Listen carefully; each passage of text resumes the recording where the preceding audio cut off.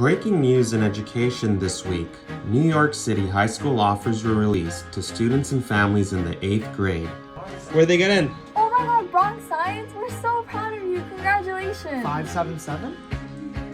That is wonderful. That is amazing news to you. For nearly 30 years, Constatorial has helped more than 4,600 students gain admissions to New York City specialized high schools. Whoop, whoop. Congratulations, all your hard work has paid off. That's more than 700 students since the pandemic. Congratulations on getting into Brooklyn Tech. Everyone at Cons is so proud of you. Our students at Cons are mostly first generation, with many being the first in their families to attend college in the United States. Your mom called me on Thursday and I was very happy to hear that. She was so happy. Congratulations to all of our hardworking families. See you during our celebration this weekend at Constatorial. Thanks, Constatorial!